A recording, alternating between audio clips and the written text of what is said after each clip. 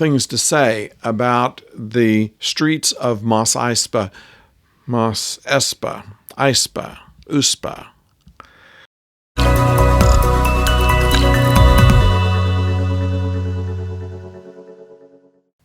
Hello out there, I'm the oldest nerd. Today talking about Chapter 3 of the book of Boba Fett called The Streets of Mos Espa.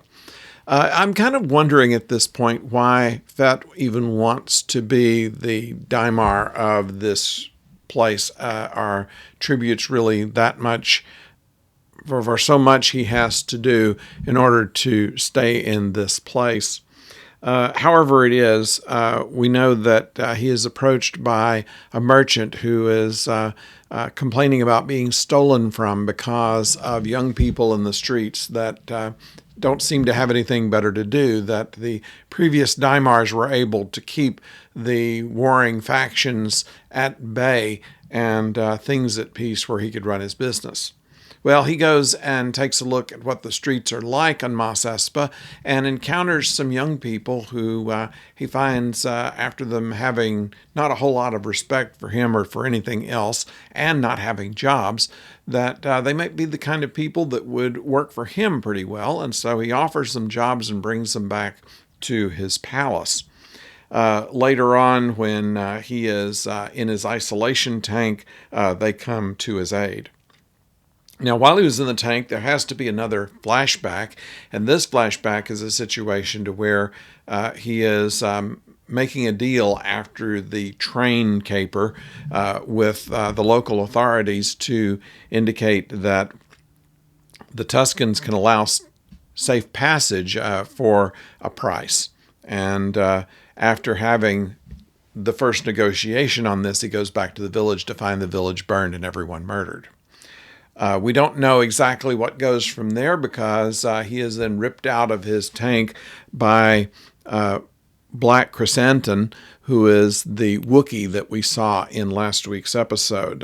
Proceeds to beat the snot out of him. But thankfully, Fennec and other his hired people come in and rescue him and make sure that Chrysanthemum is now in the Rancor pit. Now, without a Rancor in it, there's not really a whole lot of threat to him, but at least he can't get out.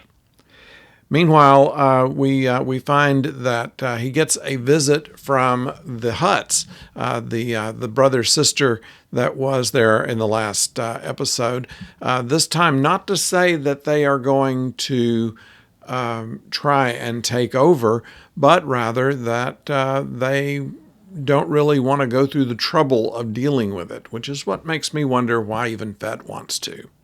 At any rate, they're going to go back to their own planet, and they don't care what he does with Chrysanthemum, and we find that they also have brought a gift of a young Rancor, in fact, a very young, almost a calf, in that he is blindfolded because when he is unhooded, then he will bond to the first person he sees.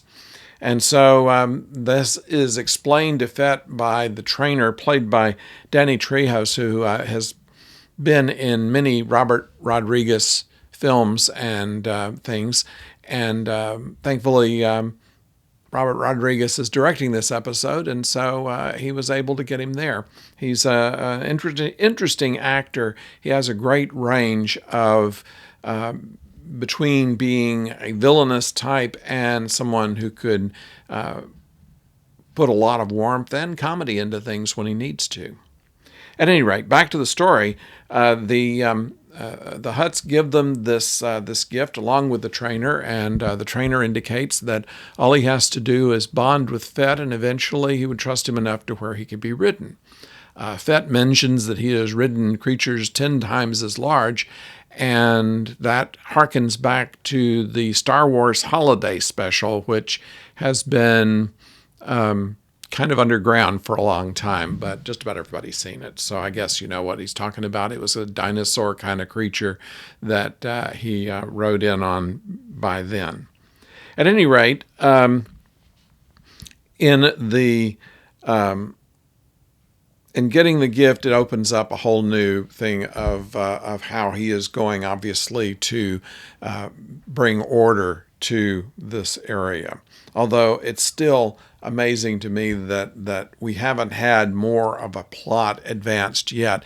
It's all been backstory, it's all been explanation, and throwing in things that have been referenced in comic books and in outtakes of movies and things like this. It's kind of difficult to follow, and I kind of wonder if this is really worth it all. I mean, I never understood really why Boba Fett was so popular when he appears in, you know, 1 or 2 movies and has no lines, and yet there's all this big thing about him. And right now, I'm not quite sure whether to care about him or root against him, depending on just what exactly it is that he wants to do and why.